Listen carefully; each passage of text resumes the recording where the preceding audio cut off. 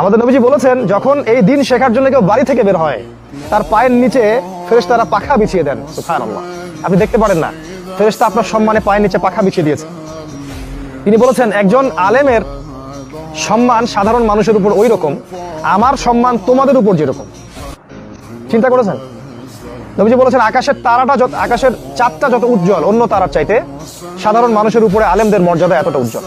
তবে সে আলেম হতে হবে হকপন্থী, সত্য প্রচারে কোনো ভয় পাবে না, আল্লাহ এবং তার রাসূল, আল্লাহ এবং আল্লাহকে ছাড়া অন্য কোনো সত্তাকে ভয় পাবে না, এবং সত্য প্রচারে সে হবে নির্ভীক, সাহসী, হকটাকে হক বলবে, বাতিলটাকে বাতিল বলবে। এটাকে বলা হয় আলেম, এবং জানা অনুযায়ী আমল করবে। এরপরে প্রশ্ন, মোবাইলে কোরআন পড়লে ওযু করতে হবে কিনা? মোবাইলে কোরআন তেলাওয়াত করার জন্য ওযু লাগবে কিনা?